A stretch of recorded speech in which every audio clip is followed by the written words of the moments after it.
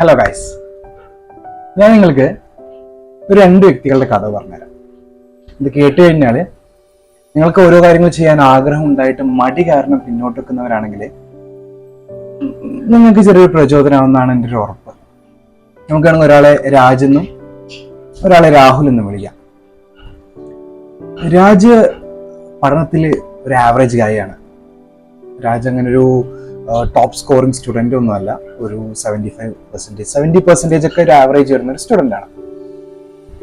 രാജിന് തൻ്റെ ലൈഫിൽ ഏറ്റവും വലിയ അംബീഷനായ തൻ്റെ കോഴ്സ് ചൂസ് ചെയ്യുകയും തട്ടിയും മുട്ടിയൊക്കെ ഫൈനൽ ഇയർ വരെ എത്തുകയും ചെയ്തു. ശേഷം ഒരു എക്സാം ഉണ്ട്, എക്സാം ക്രാക്ക് ചെയ്യണം, എന്നാൽ മാത്രമേ തൻ്റെ സ്വപ്നം പോകണേയുള്ളൂ. പക്ഷെ അത്ര എളുപ്പമല്ല എക്സാം. കൊല്ലത്തിൽ 2 പ്രാവശ്യം നടക്കുന്നുണ്ടെങ്കിലും ആവറേജ് 10-15% മാത്രമാണ് പാസ് പെർസെൻറ്റേജ് എന്ന് വരുന്നത്. അത്ര എളുപ്പമുള്ളൊരു എക്സാം അല്ല.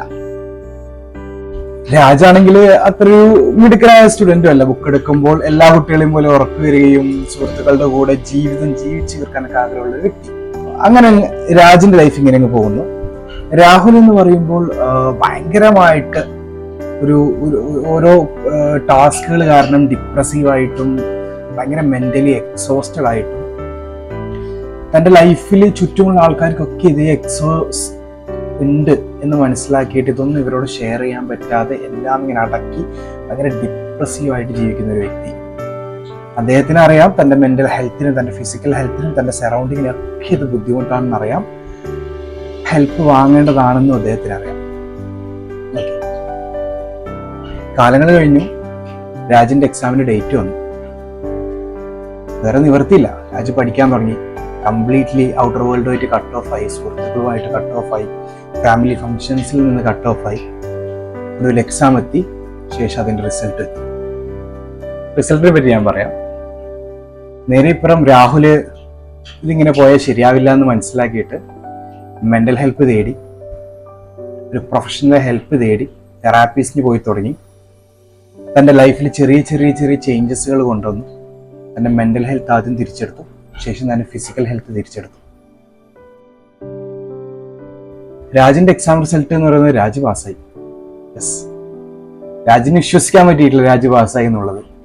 ഭയങ്കര ആവറേജ് ആയിട്ടുള്ള ഒരു സ്റ്റുഡൻറ് ഒരു എക്സാമിൽ 10%-12% പാസ് പെർസെൻറ്റേജ് ഒരു എക്സാം രാജ് ക്രാക്ക് ചെയ്തു. ആവറേജ് സ്റ്റുഡൻ്റ് ആയ രാജ് ക്രാക്ക് ചെയ്തു എന്ന് പറയുമ്പം രാജിന് വിശ്വസിക്കാൻ പറ്റിയിട്ടില്ല.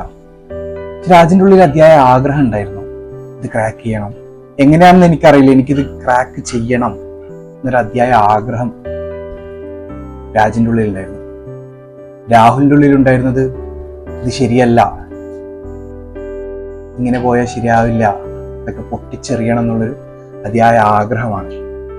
ഇത് രണ്ടിലും കോമൺ ആയിട്ട് കാണപ്പെടുന്നത് എന്താ പറയുക, ഇത് രണ്ടുപേരുടെയും ഉള്ളിലായിരുന്നു അവർക്കുള്ള മോട്ടിവേഷൻ. ഇവർ രണ്ടുപേരും ഒരാളാണ്, അത് ഞാനാണ്. ഞാൻ അനുഭവിച്ച മെന്റൽ സ്ട്രെസ്സുകളും എക്സാം ട്രോമകളും ഒക്കെ മറികടക്കാൻ പറ്റി എന്നുള്ളതാണ് ഞാൻ ചെയ്ത ഏറ്റവും വലിയ ഭാഗ്യം. ഞാൻ മനസ്സിലാക്കിയിട്ടുള്ളത്, ഒരിക്കലും മോട്ടിവേഷൻസ് എന്ന് പറയുന്നത് പുറത്തുള്ള യൂട്യൂബ് വീഡിയോസോ എക്സ്റ്റേണൽ മോട്ടിവേഷനോ അല്ല, അത് ഉള്ളിൽ നിന്ന് വരേണ്ടതാണ്.